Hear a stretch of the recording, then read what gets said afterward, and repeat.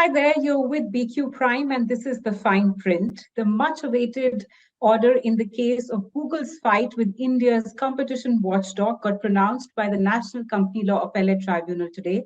The NCLAT, in effect, has partially agreed with the Competition Commission of India's October order from last year and has set aside some of the directions that the regulator gave Google last year.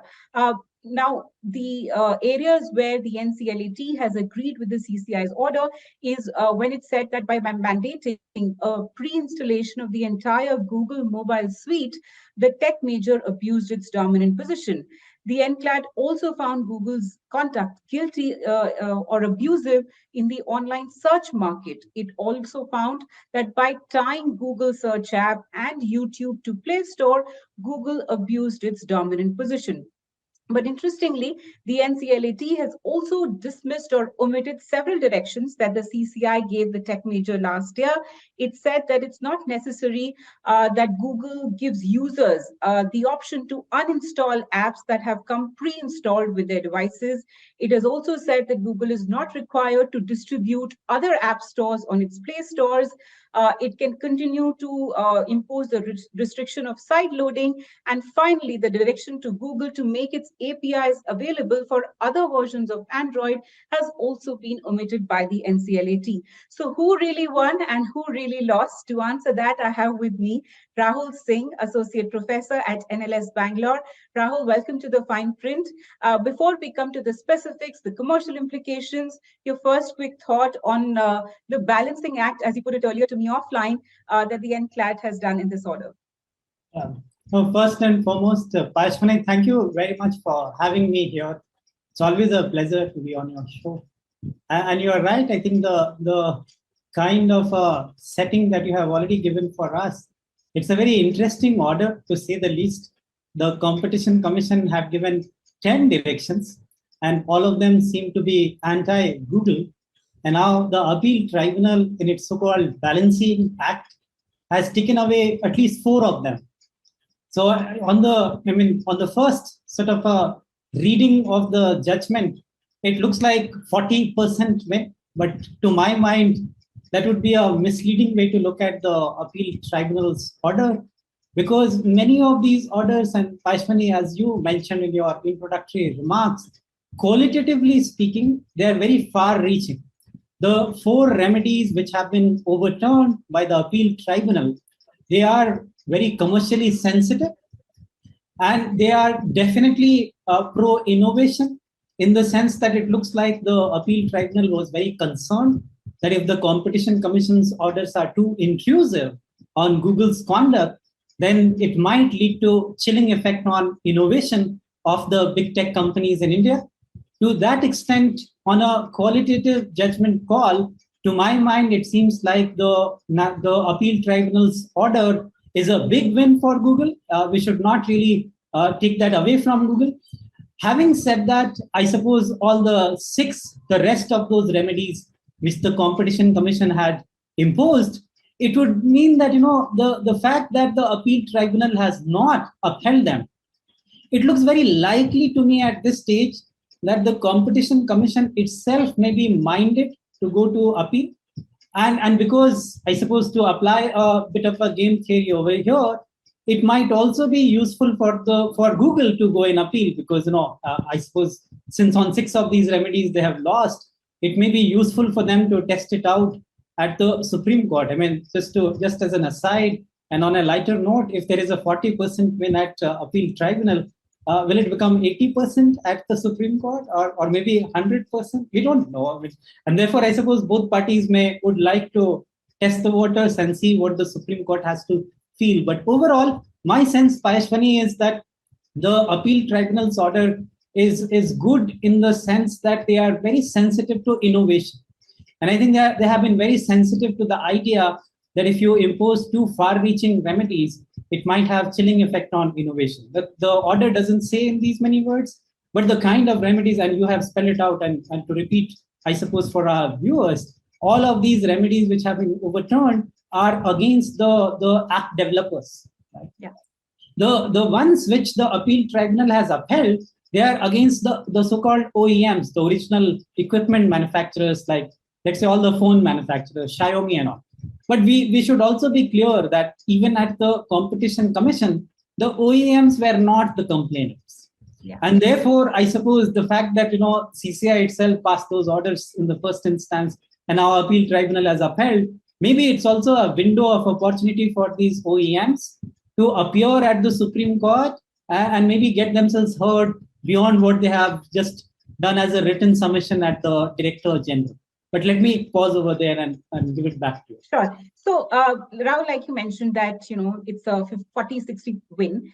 The penalty, of course, has been upheld, but that's really not what we are concerned with at this stage. We want to sort of try and understand that the anti-competitive behavior that the regulator found in the Android ecosystem, is that likely to change in any fashion? And India is not the first country to have found Google abusive in this market. There are orders by European Commission, there are orders by some of the Asian regulators that have found, Google's conduct abusive in their own respective markets.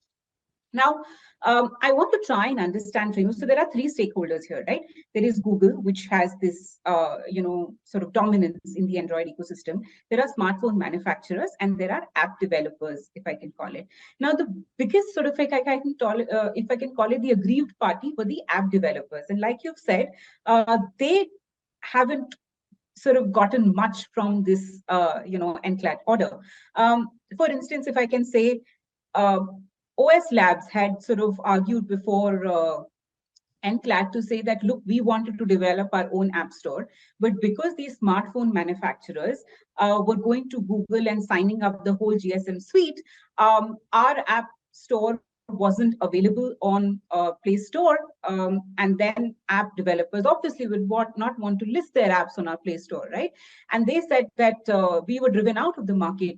Now, OS Labs kind of players will not get a place based on what NCLAT has omitted in Google's Play Store.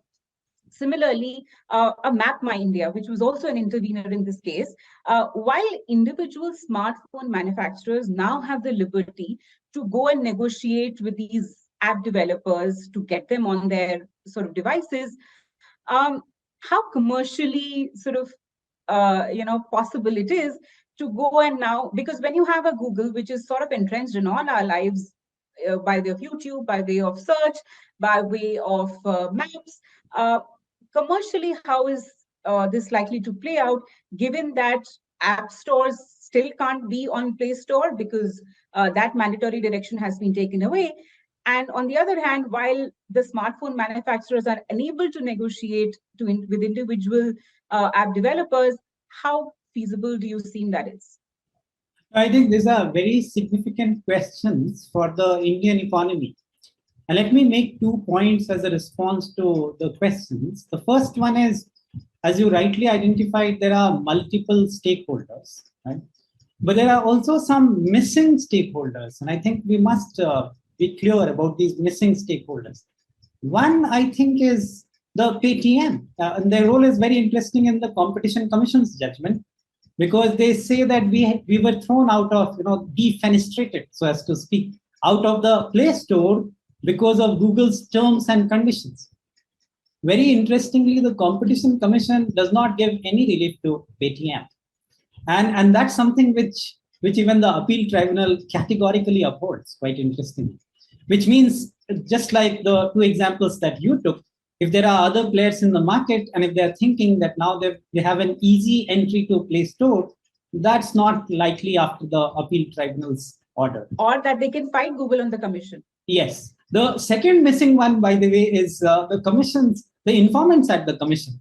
Mr. Javed, it seems it's quite interesting. The appeal tribunal notes that all the 3 individuals who filed the original complaint at the commission, they were served notices to appear before the appeal tribunal, and the appeal tribunal notes that they did not care to appear before them. Which means that, we don't know who the informants are, and we can't place them in the bucket of the stakeholders. Are they OEMs?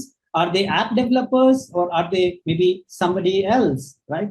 And therefore, added to the point on these other stakeholders who are not always obvious on the face of it, the real point that we need to get to is what is the impact on the ecosystem? I think what we need to ask, Paishwani, and a show like yours, in fact, gives us that opportunity to ask the question, why wasn't the Competition Commission's judgment alive to Bharat OS, for instance? Like they're very categorical comparing Android with iOS, the Apple's ecosystem, because everybody knows Apple ecosystem. But there is, like the UPI, like the payments market in India, which we have Bheem and other players and all. Bheem is the public good free platform.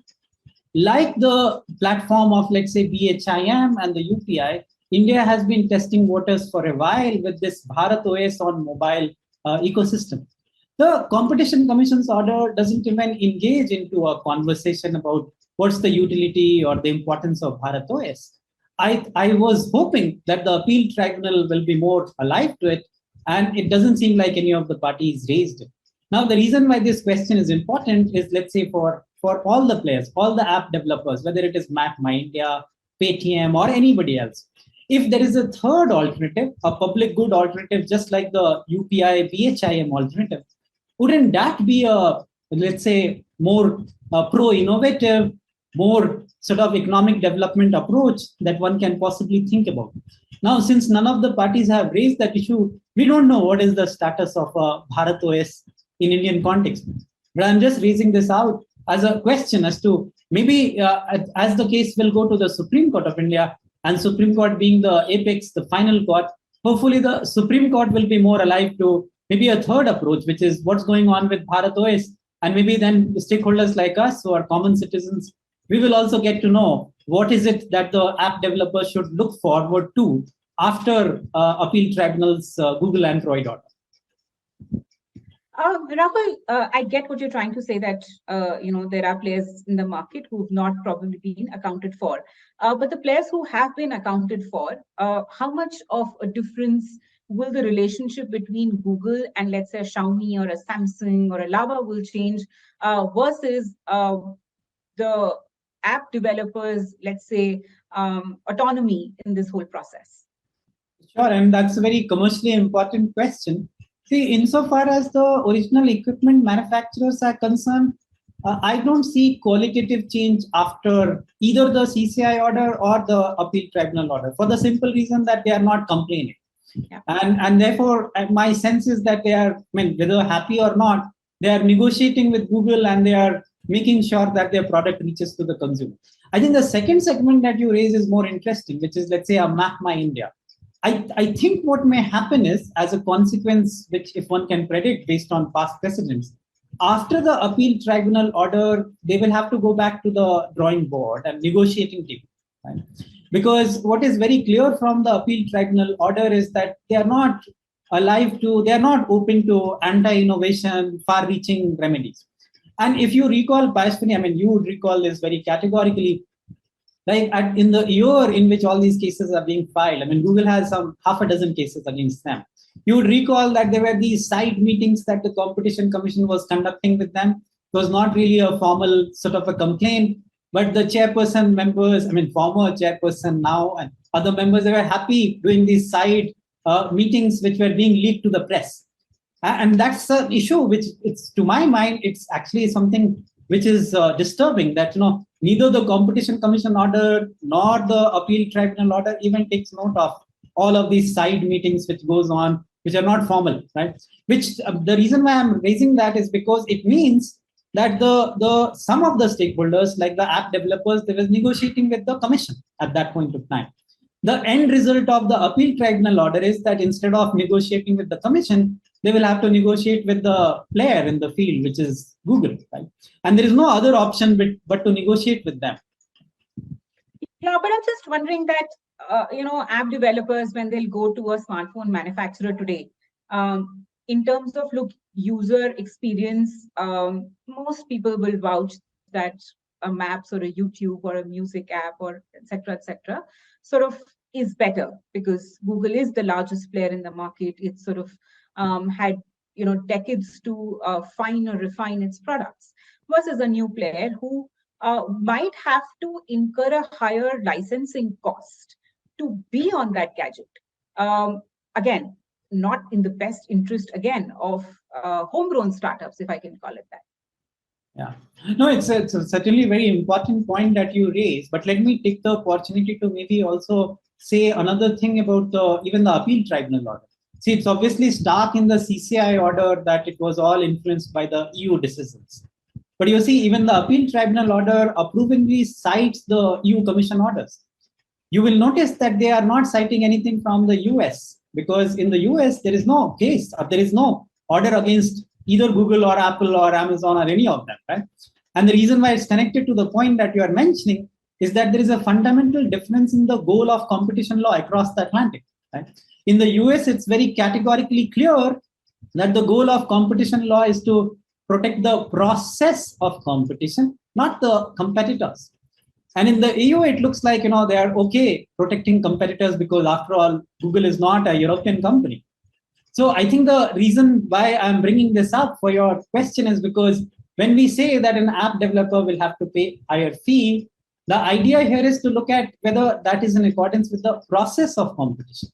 It's not about one competitor, right? I mean, maybe one competitor, one app developer might not be able to afford that high fee and they might not be able to be in the market. But that's a price which I suppose any society should be ready to pay, so long as we are committed to a goal of competition law, which is about the process of competition rather than protecting the competitor itself. So to your mind, on process, does it seem okay that now the market is open for players to fight, maybe even on pricing? Because I was reading in some of the markets where Google was found abusive, for instance, in the search market, they have now started holding auctions, the manufacturers, and in some markets, DuckDuckGo one, in some markets, in most of the markets, Google one. That also comes down to how much deep pockets do you have?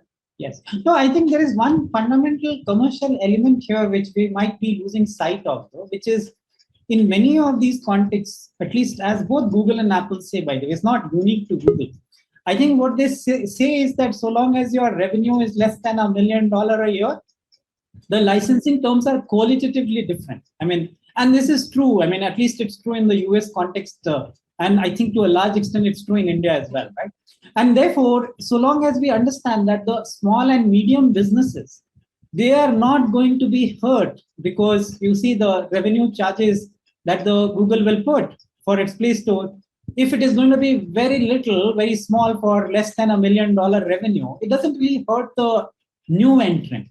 I think what is going on is, even from the perspective of Google, they are looking at maybe those large players whose revenue is more than $1 million a year. And those large players like Epic Games, for instance, right? And Epic Games is also a party in this case, an intervener. You can see even at the appeal tribunal, Epic Games is represented. But see, by no stretch of imagination, Epic Games is a small and medium enterprise, right? They are not the ones making less than $1 million. And therefore, I suppose you see, but for Play Store, Epic Games revenue might be like an orange, I suppose, right? Because of, let's say, Google's Play Store, their revenue is a watermelon, not an orange.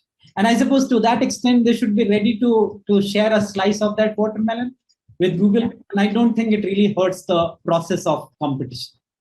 Okay. All of this that we're talking about, this CCI's order, what Google is doing, the NCLAT's order, at the end of the day, you don't want the end user to be harmed. What does this NCLAT order mean for end users, Rahul? Right. So for here, the end user would be, let's say consumers like us. Right? Yeah. And I think you have already alluded to Paishmani, and I'll just rely on what you said earlier. By and large, the quality on Play Store is nothing to be complained about, right? And similarly on, Apple Store as well. By and large, the quality is nothing to be complained about. The user interface, as the term which they use in technology segment, UI, the user interface, is just seamless. And therefore, I don't think the end users are complaining. It looks like there is a shadow boxing going on between some of these stakeholders who are probably not even disclosing their entire interest, either at the commission or the appeal tribunal. And us consumers, we are somehow, we are sandwiched in between. And we have to, maybe read through 293 pages of CCI order and 183 pages of the appeal tribunal order to what really is going on for end consumers like us. But overall, I don't see any end user consumer being harmed. And on the other hand, I think it's good for the end user consumer because as I said at the beginning, the appeal tribunal order to my mind is very pro-innovative. It is quite alive to the fact that if you interfere too much, there might be chilling effect on innovation. To that extent, I think it's a great judgment coming out of appeal tribunal for the end user consumers. I know you mentioned it in the beginning of your response, Rahul. Just one last question on next steps. You anticipate both the regulator and Google to reach file cross appeals? Yes, I do anticipate that both of them will appeal. My hope, though, is that somebody from Bharat OS also intervenes, and we don't see just interveners from Epic Games and rest of these, which are going on, at least right now. That's my hope. That Okay, well, I would like to know. Sorry. In the spirit of healthy competition sort of practices in this Android universe, we hope what your suggestion is goes to the right ears. Thank you, Rahul, for joining us with your quick comments on what to make of this Google order, where people can't seem to make up their mind on whether Google lost or Google won or CCI lost or the regulator won. But of course, the final word on it will come from the Supreme Court. And of course, we'll stay on top of that news. Thank you for joining us here on the Fine Print, and thank you, viewers, for watching.